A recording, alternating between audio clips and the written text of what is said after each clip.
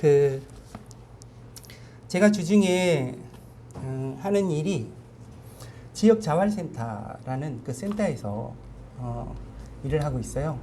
지역자활센터라는 거를 저는 여기 가서 알았습니다. 우리나라에 지역자활센터가 있는지도 몰랐어요. 가보니까 지역자활센터라고 있는데, 사실 뭐 지금 현재 우리나라의 지역자활센터가 한 249개? 꽤 많죠. 그런데 이제 처음 듣는 분도 굉장히 많으세요. 지역자활센터가 이제 무슨 일이냐? 아마 우리나라에서 이제 일자리 되게 이슈가 되잖아요. 그래서 일자리를 마련해주는 또 일자리 사업 중에 하나라고 볼 수도 있고, 또 복지 사업이라고 또 볼 수도 있어요. 그래서 그 지역에 보면은 보통은 수급자라고 이야기를 하는데, 이제 저소득층 계층인데 이분들이 일을 해야 되잖아요. 그래서 이제 정부에서 보면은 일을 할 만한 사람인데 사회적으로는 나가서 일을 못 하는 거죠. 이제 그 최저비를 받고 일을 해야 되는데 고용을 이제 안 해주는 거예요, 이 사람들은. 그런 만한 능력이 안 된다고 생각하기 때문에. 그러면 이제 사회 속에서 이제 나가서 일을 할 수는 없고, 또 정부에서는 수급비를 계속 이렇게 주기는 하나? 이들이 일을 할 수도 있을 텐데 어떻게 하면 일을 시킬 수 있을까? 이런 고민들이 있었던 거죠. 그렇다고 계속 이제 수급비만 주고 이제 이들이 이제 생활할 수 있도록 해서 이제 해결될 일이 아니라고 생각하기 때문에, 그래서 저희 자활센터를 통하여서 이분들이 와서 이제 일을 하게 하는 거죠. 그래서 자활센터에서 하는 일은 사업을 벌입니다. 여러 가지 사업들. 뭐 택배도 있고요. 그 다음에 돌봄 사업도 하고, 카페도 있고, 그 다음에 식당도 하고, 청소 뭐 이런 것도 하고, 임가공 뭐 이런 사업장들을 이제 열어요. 그 사업장들을 열고 이분들이 와서 이제 거기에서 일을 합니다. 그럼 일을 하면 일을 하는 만큼의 어떤 임금을 정부에서 정한 만큼 하루 8시간 일하는 것에 대해서 이제 그 임금을 이제 지불해 주는 거죠. 그리고 계속해서 이분들이 한 4년, 5년 정도 이제 일을 하면서 일할 수 있는 능력과 소양들을 갖추면 취업을 하는 것. 이게 이제 목표예요. 그리고 이분들이 취업을 못하면 또 같이 모여서 이 사업에서 사업단을 꾸려갈 수 있도록 지원을 해가지고 창업을 할 수 있도록 만들어주는 것. 뭐 이런 것들이 이제 하는 것. 예, 이 일을 이제 돕는 거예요. 예. 그래서 이제 저희 센터가 이제 그런 일을 하는데, 이번에 저희가 사업장을 하나 열었어요.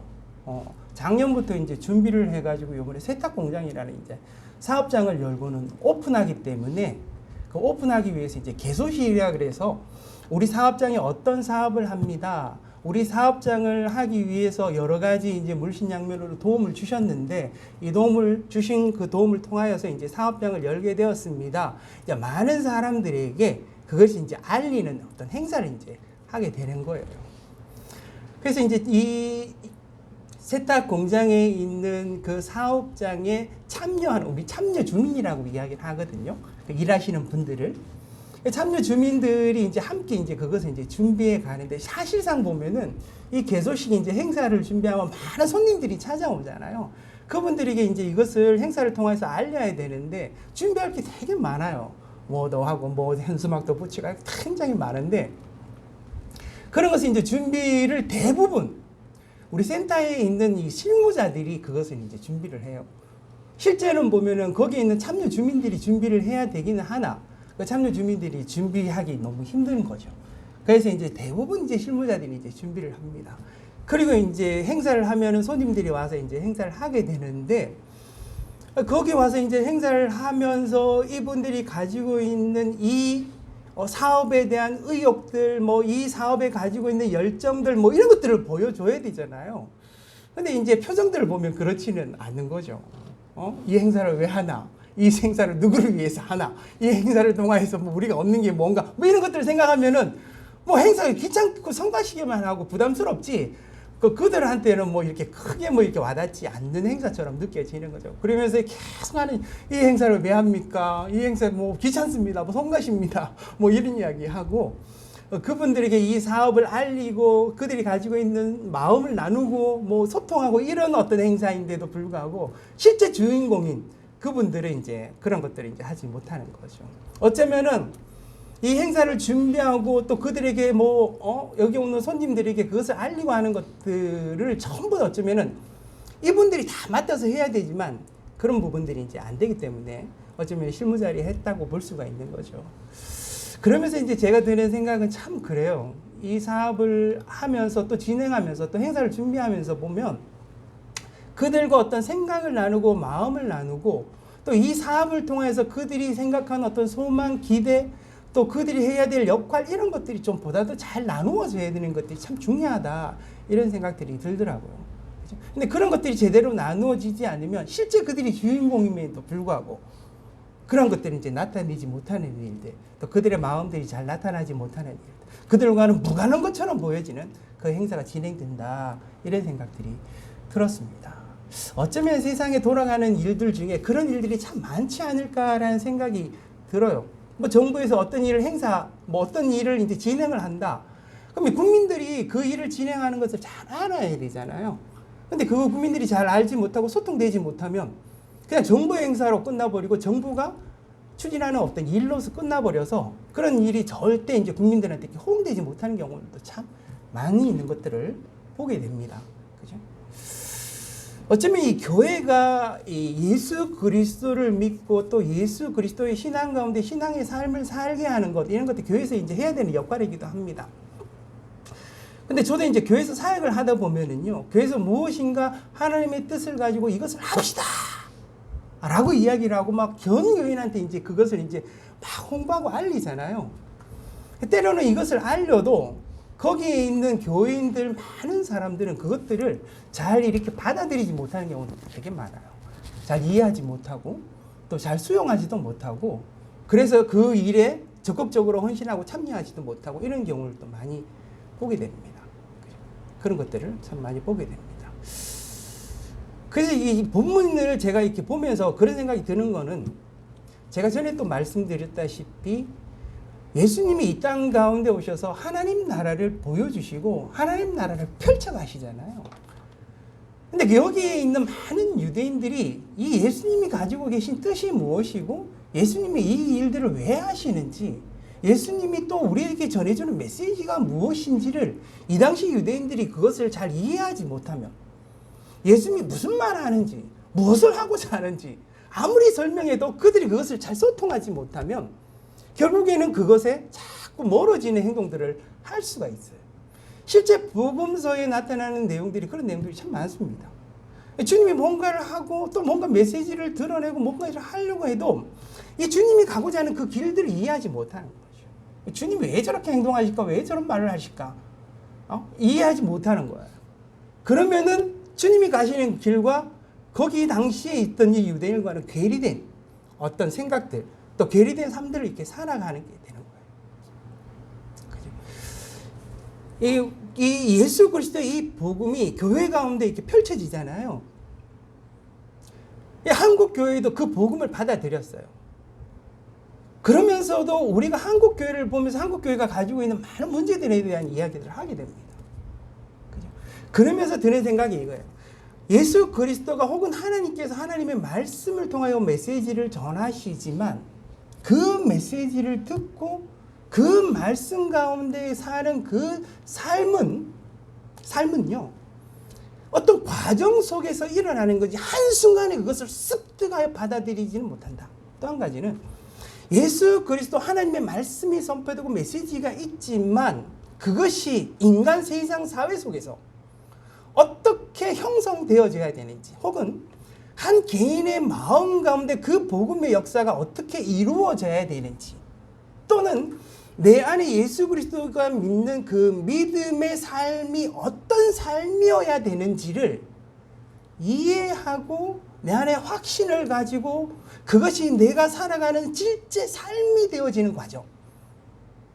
그 과정은 긴 여정 가운데 있는 거예요. 한순간에 되지 않는다는 거죠. 왜냐하면 우리 안에는 아직도 죄된 본능이 숨어 있고 아직도 우리 안에는 죄된 어떤 마음들, 악한 속성들이 있으며 그 악한 속성들이 세상 곳곳에 드러나 있기 때문에 그 세상 속에 사는 인간들이 하나님이 말씀하신 그 메시지를 이해하고 받아들이고 그것을 살아가기까지는 그리 쉽지 않다. 그것을 이해하고 받아들이는 과정이 우리 안에 필요하다. 그러니까 이 복음서의 내용을 예수님이 어떤 행적들을 살펴보면 예수님이 가시고자 하는 길과 뜻이 있어요.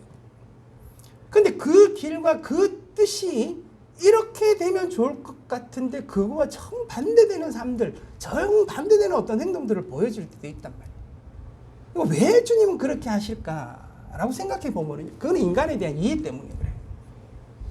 인간이 예수 그리스도가 하신 말씀 그대로를 받아서 습득하고 그것을 그대로 행할 수 있고 그것을 그대로 구원의 메시지로 복음으로 받아들여서 그것을 행할 수 있는 능력이 되면 어쩌면 주님은 이와 다른 행동을 하셨을지도 모른다는 생각이 들어요. 근데 인간은 그러지 못한 거죠. 그러니까 주님은 그러한 인간에 대한 이해가 있기 때문에 하나님 나라를 만들어 가실 때 주님의 방식이 있는 거예요. 그 인간 수준에 맞는, 인간에게 맞는 그런 어떤 행동들을 보여주신다는 거죠. 그래서 우리가 그런 것들을 잘 알아볼 필요가 있는 거예요. 예수 그리스도의 이 복음의 메시지가 한 인간 가운데 예수 그리스도가 그 마음 깊숙한 곳에 내재화되어져서 정말 예수 그리스도를 믿는 믿음의 사람이 되어지는 그 과정이에요. 그것은 한순간이 아니라 꾸준히 조금씩 이루어질 수 있는 이 과정이기 때문에 그 내재화되는 것을 잘 이해해 볼 필요가 있다는 거죠. 우리가 이제 교회 오잖아요. 교회 오면 이 말씀을 듣고 예배도 드리고 뭐 이러잖아요. 그러면서 하는 이야기가 다 이런 이야기를 참 많이 합니다. 은혜 받으세요.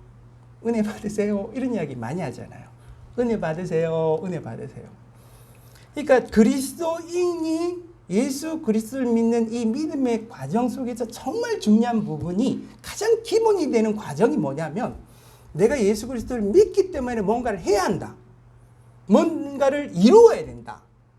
뭐 어떤 길이 있고 어떤 뜻이 있으면 그것을 향하여 나아가야 된다. 뭐 이런 것을 하기 전에 예수 그리스도를 알아야 되는 삶의 과정, 예수 그리스도가 가지고 있는 인격이 나의 인격이 되어지는 과정, 예수 그리스도의 뜻과 그 길이 무엇인지 그 길을 발견해 나가고 내 안에 있는 세상의 의욕과 세상의 어떤 욕망과 이런 것들이 예수 그리스도의 의지와 예수 그리스도의 그 갈망과 그 소망 가운데로 나아가는 그 내가 예수 그리스도를 통하여 얻어야 될 부분들이 있다는 거예요. 받아야 되는 게 있다는 거예요. 이거 받는 게 없으면 뭐만 있냐면 관념만 있는 거예요. 그죠? 해야 된다. 맞아. 해야 된다. 이것이 오라. 그럼 그것만 남아있는 거죠. 근데 내 안에 아직 뭐가 없다? 내재화된 과정이 없는 거예요. 그 안에 있는 정서도 모르고 그 안에 있는 소망도 모르고 그 안에 있는 갈망도 모르고 그 안에 있는 은혜의 방식과 은혜의 공식도 모르고 뭐를 해야 한다라는 것만 남아있을 수 있다. 그러면 뭐겠어요? 그게 곧 율법이 되는 거예요. 이해가 되죠? 이 교회에서 가장 주의해야 될 것 중에 하나가 이 율법인데요. 그 율법은 사람을 상하게도 하고 아프게도 하고 결국엔 사람을 살리는 게 아니라 사람을 죽일 수도 있기 때문에 그래요.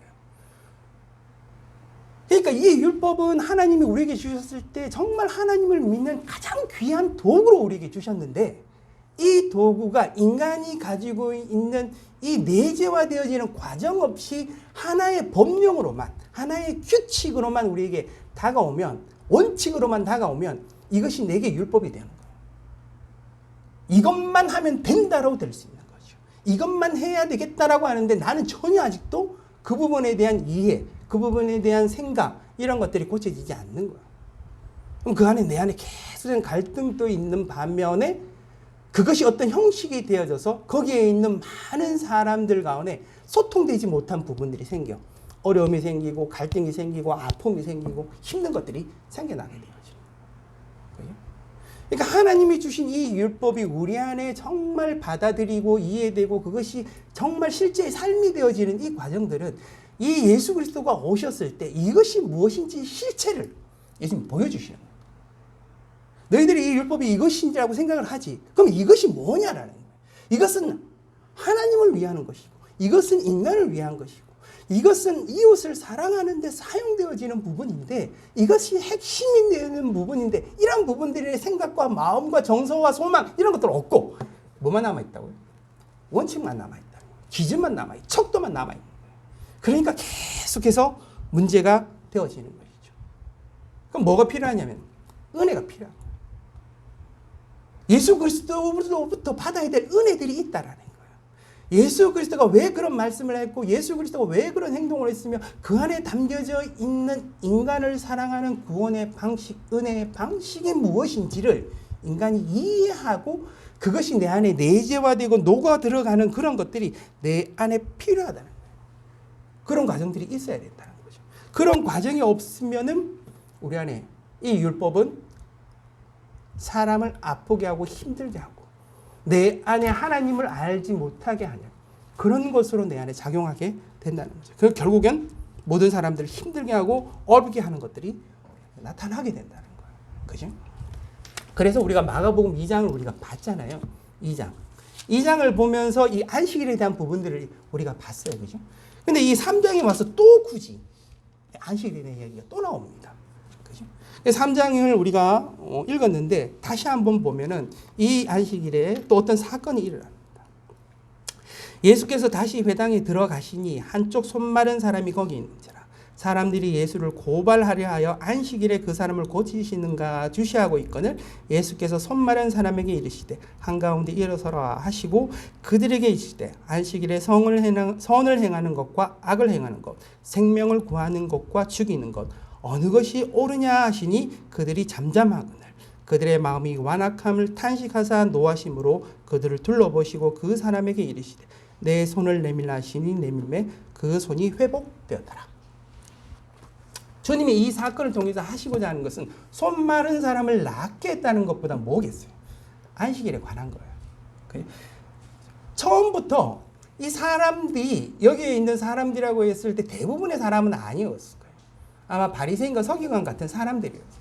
그 사람들이 이제 예수님의 이렇게 눈여겨보고 있는 거예요. 손 마른 사람을 고치나 안 고치나. 왜? 이날이 안식일이기 때문에. 손 마른 사람을 고치면은 안식일 계명을 어긴다고 생각하는 거예요. 왜? 사람을 고치는 건 일이라고 생각하기 때문에. 안식일 날 일하지 말고 쉬라 했는데 병을 고친다 이건 일하는 거다. 곧 하나님의 계명 율법을 거역하는 거다. 그러면 뭐겠어요? 종교재판을 붙이겠다는 거예요. 그리고 고소를 하겠다는 거예요. 그러니까 예수님을 고사에서 넘어뜨리겠다는 거죠. 이 사람은 하나님의 율법을 지키지 않는 사람이라고 생각을 하는 거죠. 이거를 예수님 이미 그 사람들의 생각을 알게 되었어요. 그리고 그것을 뭐라고 표현하면 그 사람들의 완악함이라고 표현해요. 참 완악하다. 참 고집세다. 참 고약하다. 이런 생각이죠. 마음이 고다 있는 마음이에요. 그죠? 고다 있어서 그 고다 있는 마음으로 탁 자를 내보고 요거에 어긋난다 생각하면은 자기들 마음의 원칙에 벗어났기 때문에 넘어뜨리는 거죠. 그죠? 넘어뜨리는 거예요. 이게 완악한 마음. 그러면서 정말 그 마음이 너희들이 인간을 사랑하는 마음이 있냐? 이것이 악한가 선한가? 생명을 살리는 거냐? 생명을 죽이는 거냐? 이렇게 묻는 거예요. 너희 갖고 있는 이 원칙과 이 잣대를 대는 것이 정말로 너희들 속에 하나님이 말씀하신 선이냐? 이것이 정말로 이걸로 생명을 살릴 수 있다고 생각하느냐? 이런 거죠. 그걸 묻는 거예요. 그러면 우리 안에 이제 딜레마로 다가오는 거죠. 그럼 하나님의 계명, 이 율법을 지키지 말라는 겁니까? 하나님의 계명을 지키는 것은 인간의 병을 고치는 것보다 더 중요하지 않다는 겁니까? 아니에요. 하나님의 율법과 하나님의 계명은 중요하죠. 근데 이 하나님의 율법과 이 하나님의 계명이 예수 그리스도를 통하여서 드러나고 나타날 때 이들 속에서 그것이 완악함의 잣대로 사용하기 때문에 그래요. 고약한 잣대로. 그들 속에 뭐가 없어요? 하나님의 은혜도 없고 하나님의 사랑도 없고 하나님이 인간을 사랑하는 삶의 방식도 없는 거예요. 예수 그리스도가 이 땅 가운데 왜 오셨는지 하나님이 이들을 어떻게 사랑하시고 어떻게 은혜의 방식으로 이 구약의 시대에도 마찬가지 하나님이 어떻게 그들에게 길이 참고 인내하고 인내하면서 사실요 이 구약 시대 때 이스라엘 백성들이 율법을 잘 지켰냐? 아니요. 안 그럴 때도 많았습니다. 자기들이 원하는 것만 지켰어요. 자기들이 봤을 때 좋을 것만, 자기들이 봤을 때 기득권에 이익이 생기는 부분만. 그죠? 그래서 때로는 약한 자들, 어렵고 힘든 자들을 돕는 제도들이 있잖아요. 예를 들어 희년제도 이런 거 있잖아요. 예? 이런 부분들을 싸그리 무시할 때도 굉장히 많았습니다. 구약시대를 살 때도. 그죠? 그러니까 이 율법들이 그러한 식으로 사용되는 인간의 완악함으로 나타난 것들을 예수님께서 아신 거죠. 그러니까 이 율법이 가지고 있는 기본적인 정신이 무엇인지를 그들에게 설명하기 위해서 그것은 너희들 안에 있는 이 완악함이라는 것이라. 너희들 안에 예수 그리스도와 하나님을 알지 못하는 마음 가운데 너희들이 그것을 완악함의 잣대로 사용을 하고 있다. 율법을 그렇게 사용하고 있다고 이야기를 하는 거예요. 그러면 이 율법은 전혀 없어져야 되느냐?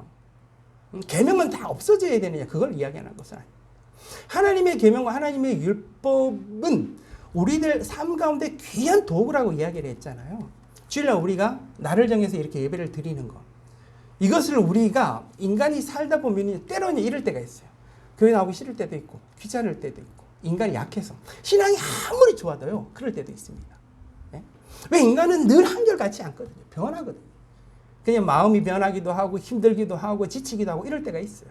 그럼에도 불구하고 날을 정하잖아요. 그리고 그 날을 정해서 꾸역꾸역 우리가 예배를 드리거나 꾸역꾸역 나와서 무슨 공부를 하거나 꾸역꾸역 나와서 기도를 하거나 이런 것은 우리에게 귀한 도구로 작용합니다. 우리에게 힘이 되기도 하고 또다시 우리의 마음과 생각을 고치고 또 예수 그리스도 더 나가게 만드는데 귀하게 사용되어지기도 합니다. 근데 중요한 건 예수님이 하시고자 하시는 말씀이 이거예요. 그 안에 하나님이 없다라.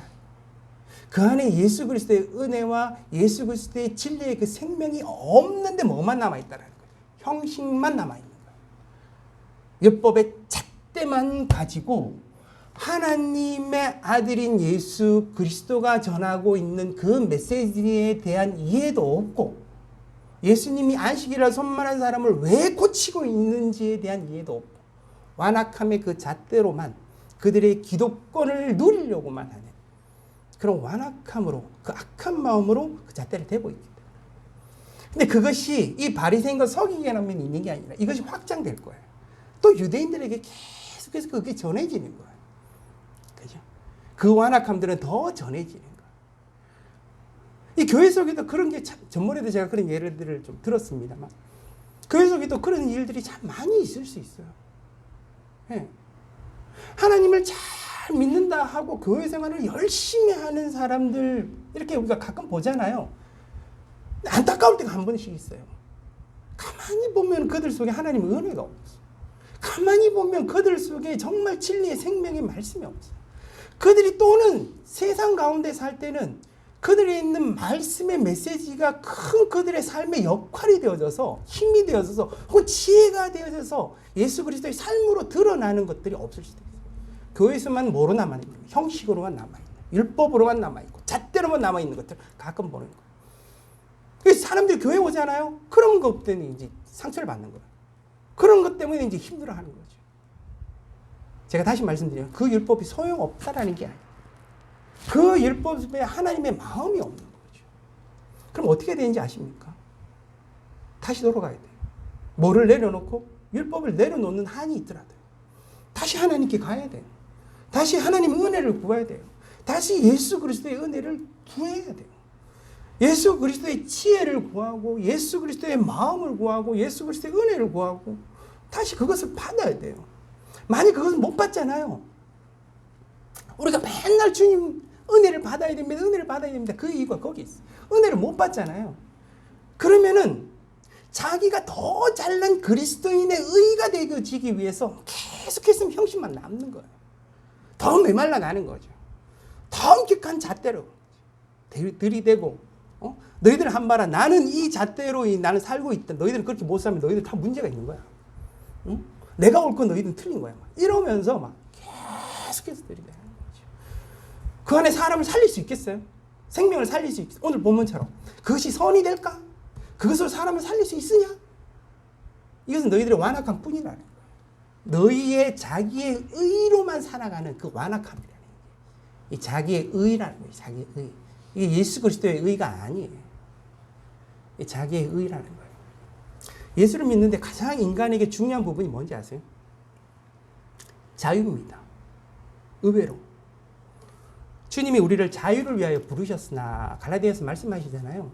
율법에 대해서 이야기하시면서 인간이 이 자유를 위하여 주님이 부르셨다고 이야기해요. 근데 그 자유를 우리의 욕정과 욕망 가운데 사용하지 말고 주님의 사랑을, 주님의 선을 위하여 그 자유를 이게 행하라고 하잖아요. 예수를 믿는데 이 자유가 있어야 돼요. 자유가 없어지면요, 예수 믿기 진짜 힘듭니다. 이 자유가 있어서 내가 선택할 수 있어야 돼요. 선택할 수 있어요. 그래서 이 자유를 가지고 내 안에 이 선택할 수 있는 부분들이 있는데 내 안에 이 자유로 은혜가 채워지지 않으면 이 자유로 선택하는 모든 것들이 거짓된 율법이 되는 거예요. 이해가 되십니까? 우리 인간은요, 자유를 갖고 있어요. 은혜로 내 안에 말씀이 채워지고 은혜로 내 안에 구원의 은혜가 채워지고 은혜로 내 안에 사랑이 채워지고 채워지면 내가 하는 모든 행동들이 주님의 뜻 가운데 예배를 드리고 말씀을 드리고 막 시간 정해서 주님께 기도를 드리고 전부 다 그것이 우리 안에 크고 놀라운 은혜의 생명의 역사들이 일어날 수 있어요. 하나, 그것이 내 안에 채워지지 않는 가운데 내가 뭐도 하고 해버리잖아요. 그럼 뭐겠어요? 내가 가지고 있는 이 자유가 꺾여 있는 상태에서 형식만 남아있는 거야. 그치? 예. 남아있는 거야. 그러면 뭐겠어요? 이 하나님을 믿는 게 아니게 거짓된 나타나는 거예요. 모든 것들이 형식이에요. 때로는 이것들이 더 과하면 뭐겠어요? 사람들의 눈 때문에 하게 되는 거예요. 심지어는 이게 성도들이요, 목사님이 오는 날에는 막 뭐든지 열심히 해요. 안 보인다 그러면 막 서로 잘 안 하고, 잘 안 보이기도 하고, 막 이런 것들 보이기도 하고. 이것이 인간의 이렇게 모습일 수 있어요. 그래서 인간에게 주어진 이 자유로 하나님을 선택하고 하나님의 은혜를 받고 하나님의 말씀을 받고 하는 것들이 우리에게 굉장히 중요한 거예요. 그렇죠? 그것이 안 되고 있다 그러면 그런 부분도 다시 회복해서 들어가야만 우리 안에 있는 이 형식들이 내용으로 채워질 수 있는 거예요. 그것이 다시 한번 힘을 얻고 나아갈 수 있는 부분들이 우리 안에 생겨야 되는 거예요. 아니면 우리 계속 힘들어지는 거죠. 아니면 우리 안에 계속 완악함만 남아있게 되는 부분들이 생기는 거예요. 이것이 우리에게 안식일에 대한 교훈으로 주님께서 말씀하시는 거예요. 그리고 이 손마른 사람을 고쳐주는 거죠. 그리고 보여주는 거예요. 이들에게 생명을 살리는 것이 무엇인지, 선을 행하는 것이 무엇인지 예수 그리스도가 그것을 통하여 그들에게 보여주시는 거죠. 이 두 번째 이야기가 이 귀신 들린 자도 나오잖아요. 예수님이 가시는 곳에 보면 많은 사람들이 모여요. 네. 많은 사람들이 모여요. 너무 많이 모이니까 주님께서 이렇게까지 말씀하십니다. 얘들아, 제자들에게 저기에다가 배를 하나 준비해요. 사람들이 너무 많이 모이면 그 많은 사람들이 자기들이 가지고 있는 어떤 욕구, 그것 때문에 나를 만지려고 하기도 하고 막 이런 일들이 일어날 것이. 그러니까 저기 배라도 마련해서 사람들이 너무 많으면 내가 그 배 위에라도 올라가야 되니까 배를 준비해놔라 할 정도로 많은 사람들이 예수님께 모입니다. 그러는 와중에 이 모인 사람들 중에 어떤 사람들이 있어요? 귀신 들린 사람들이 있는 거예요. 이 귀신 들린 사람들이 가만히 안 있다. 예수님의 정체를 알면은 뭐 입을 다물고 있든지 뭐 그러면 되는데 이 귀신 들린 사람들이 정신이 없잖아요. 예수님한테 찾아갔어요. 예수님한테 막 큰 소리로 막 당신은 뭐라? 하나님의 아들이라고 막 소리를 막 지르면서 당신의 하나님 아들이라고 막 이렇게 이야기를 하는 거예요. 그죠? 주님이 이제 그걸 이제 그걸 이제 막는 거예요. 귀신 들린 사람들.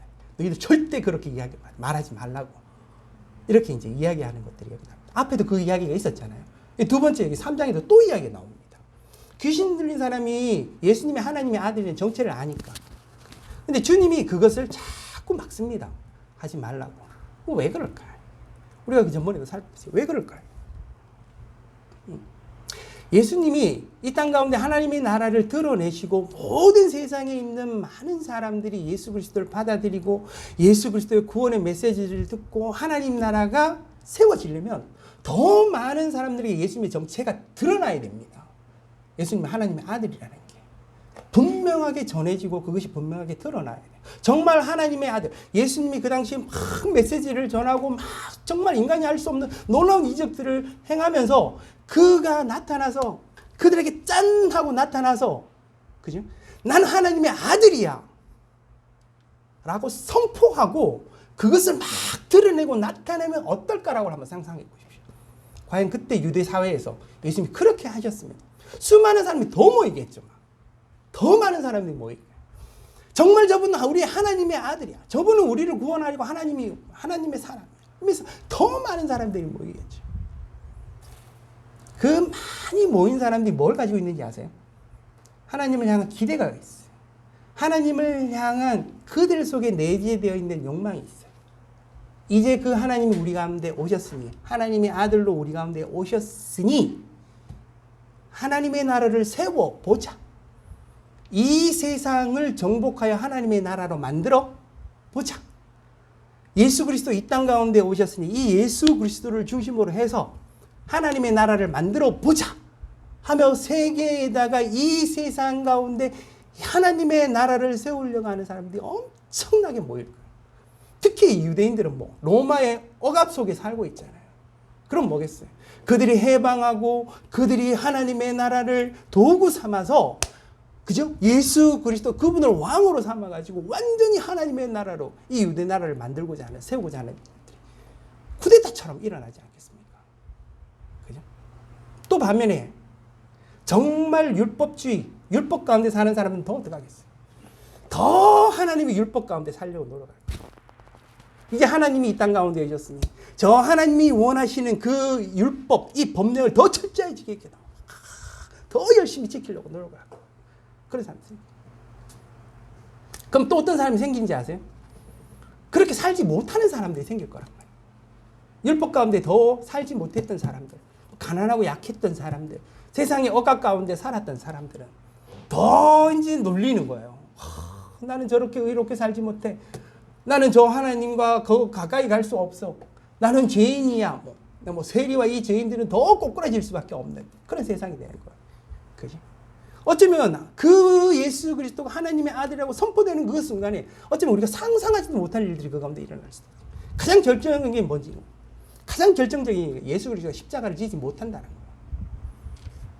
그렇게 되면 예수 그리스도가 십자가를 지려고 싶어서 십자가를 지는 게 이 땅 가운데 인류를 구원할 수 있는 유일한 길인데 예수 그리스도가 십자가를 질 수 없는 거예요. 이 땅 가운데 하나님의 나라를 세우는 과정들은 이 십자가를 통하여 이 하나님의 나라를 세울 수 있는데 하나님의 아들이라는 것들이 드러나면은 그러한 것들로 나가지 못하는 인간이 가지고 있는 모든 욕망과 기대와 어떤 이런 것들이 집합되어져서 예수 그리스도가 하나님이 원하시는 그 구원의 길로 나가지 못하는 일들이 생길 수밖에 없는 거예요. 왜? 인간이 어리석으니까. 인간이 그것을 알지 못하니까. 그러니까 그것을 조심시키는 거예요. 주님이 가시고자 하는 그 일은 그 길이 아니에요. 인간을 사랑하고 인간을 구원할 수 있는 일은 거기에 있지 않기 때문에 그래요. 거기에 있지 않기 때문에. 그러니 그 십자가의 저주와 그 죽음 가운데로 가야 되기 때문에 하나님의 아들이 가야 되는 그 길을 인간이 지금 기대하는 그 가운데로 나가는 게 아니라 인간이 할 수 없는 그 구원의 방식으로 주님이 지금 가고 있다라는 거예요. 그럼 그것을 어떻게 전파해야 될 것인가? 그것을 나중에 예수 그리스도가 십자가를 지시고 나중에 부활하시고 난 다음에 그것을 어떻게 전파되겠냐? 주님이 가시는 길은 주님이 이미 가시는 길이 정해졌어요. 그 길은 주님이 그냥 가실 거예요. 그러면서 준비하신 게 뭔지 아세요? 12제자. 그 뒤에 본문이 12제자에 관한 거예요. 주님이 이 12제자에 대해서 공을 들이는 거 우리 본문에서 참 많이 봅니다. 그 많은 회중이 예수님께 찾아옴에도 불구하고 예수님의 늘 관심의 초점이 제자들이 됐어요. 신기하잖아요. 그죠? 여러분 이게 대선을 한번 보십시오. 많은 사람들이 모이면 그 대선에 있는 그 많은 그 경쟁자들이 뭘 생각해요? 여론이요.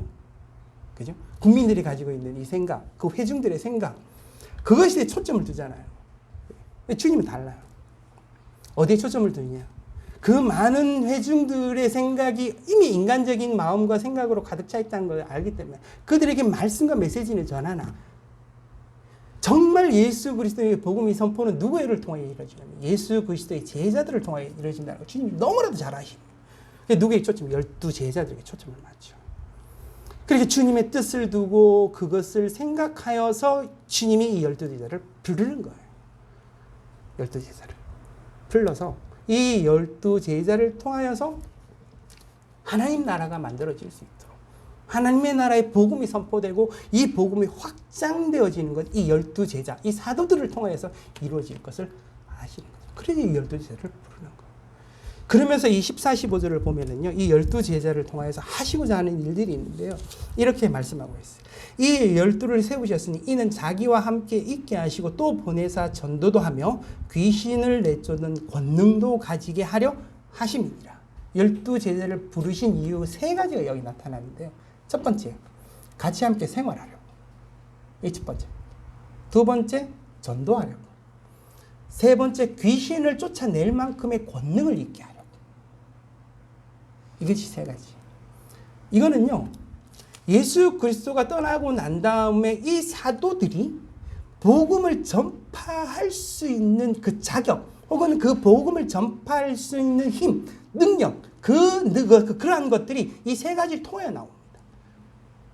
예수님과 함께 했던 이 생활이 있어야만 사도가 될 수 있어요. 그죠? 그리고 전도할 수 있는 것도 있어요. 그리고 정말 예수 그리스도의 이 권위, 이 생명의 말씀의 이 권위가 있어야 돼요. 이 사도의 권위예요. 이 권능이 있어야 돼요. 네. 이게 제자예요.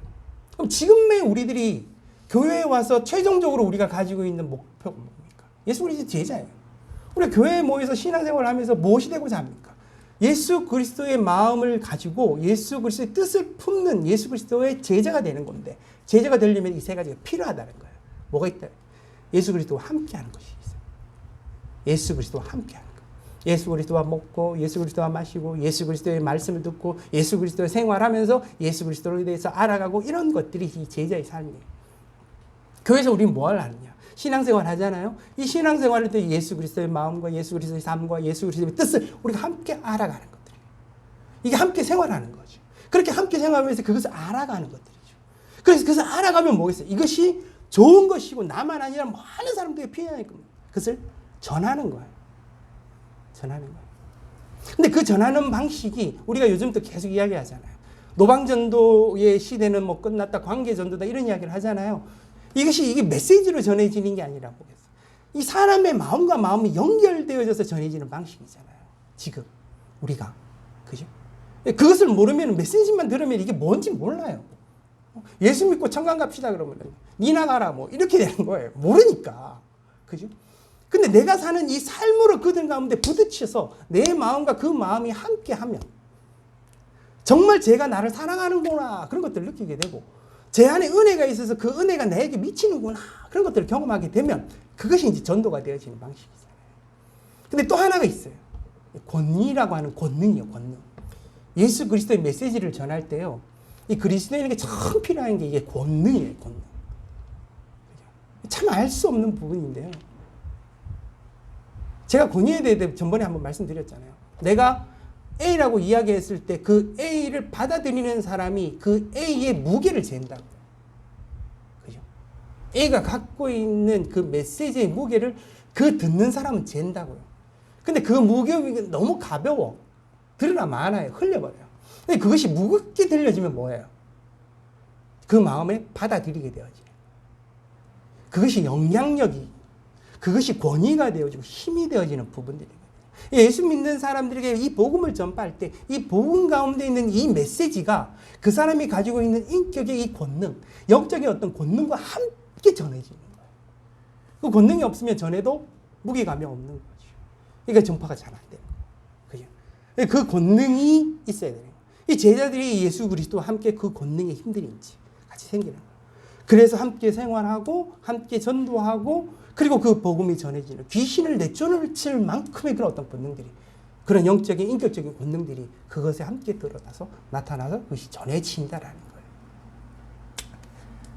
옛날에 예수 그리스도의 복음이 전파되는데 실패한 것이 있어요. 이 십자군 전쟁이에요.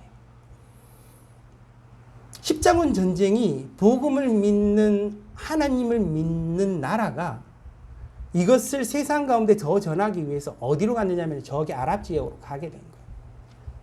갈 때 이것을 정복 전쟁을 한 거예요. 그들 생각이 뭐냐면은 이 기독교를 전하기 위해서 간다. 이 기독교로 이 세상을 정복하겠다. 뭐 이렇게 해서 간 거예요. 힘으로 누르려고 간 거예요. 졌어요. 계속해서 패배하고 어려움들이 있었어요. 어쩌면 하나님이 막지 않았을까 이런 생각도 들어요. 하나님이 이 복음의 메시지가 전해지는 방식은요, 강압과 힘으로 눌러서 되어지는 방식이 아니에요.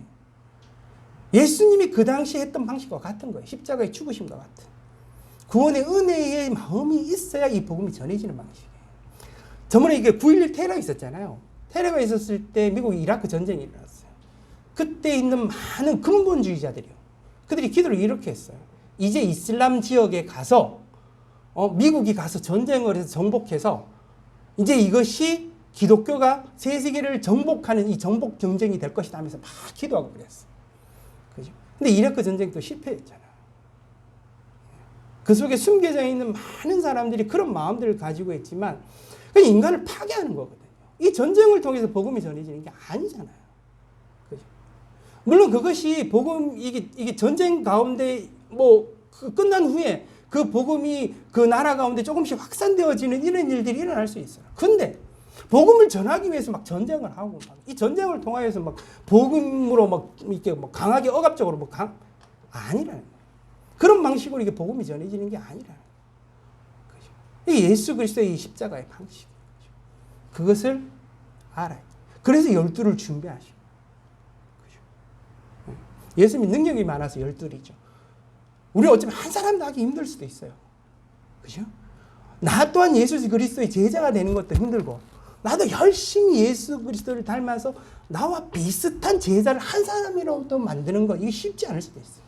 하지만 우리가 뭘 하는지 아십니까? 내 주변에 누군가 한 사람이라도 내가 제자가 된 것처럼 그들 또한 제자를 만들어가는 그 방식. 그죠? 이것이 귀하고, 그것을 통하여 하나님의 구원의 역사들이 하나님 나라가 전해진다는 걸 꼭 기억하시고, 오늘 이 본문을 보면서 내 안에 혹시 율법으로만 가득 차 있는 것은 아닌지, 하나님의 은혜가 내 안에 과연 있는 건지, 이 은혜로 나는 예수 그리스도의 제자의 모습으로 살아가는지, 혹은 이 제자의 모습으로 또 다른 제자를 또한 만들어가는 모습들은 내 안에 있는지 다시 한번 살펴보는 저와 여러분의 삶이 되어지기를 소망하고, 우리 교회가 비록 작지만 조금씩 그러한 교회가 되어질 수 있도록 함께 기도하고 또 함께 노력하고 또 함께 나아가는 저와 여러분의 삶이 되어지기를 주님 이름으로 축복합니다. 기도하겠습니다.